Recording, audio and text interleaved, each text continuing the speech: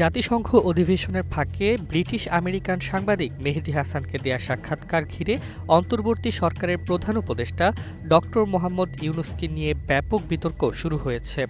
বাংলাদেশের কয়েকটি গণমাধ্যমে প্রকাশিত সংবাদে বলা হয়, আওয়ামী লীগের ওপর আরোপিত কার্যক্রম নিষেধাজ্ঞা যে কোনো সময় তুলে নেওয়া হতে পারে।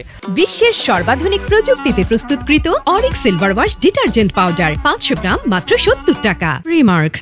তবে প্রেস ইনস্টিটিউট বাংলাদেশ পরিচালিত ফ্যাক্ট চেকিং প্রতিষ্ঠান বাংলা ফ্যাক্ট দাবি করেছে এই তথ্য সঠিক নয়।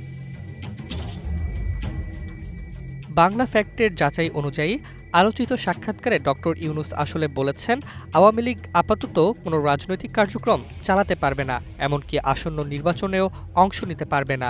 তার ভাষায় দলটির বৈশিষ্ট্য এবং তারা যে নির্বাচন কমিশন মনে করেছে তাদের অংশগ্রহণ না করাই ভালো, অন্যথায় নির্বাচন করা সম্ভব হবে না।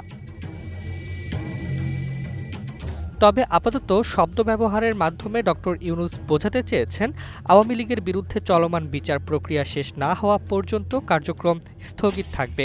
গত 10 মে অন্তর্বর্তী সরকারের বিশেষ সভায় গৃহীত সিদ্ধান্ত অনুযায়ী আন্তর্জাতিক অপরাধ ট্রাইব্যুনালে মামলা নিষ্পত্তি না হওয়া পর্যন্ত দলটির যাবতীয় কার্যক্রম বন্ধ থাকবে, অর্থাৎ ভবিষ্যতে বিচার কার্য সম্পন্ন হলে নিষেধাজ্ঞা প্রত্যাহারের সুযোগ থাকতেও পারে।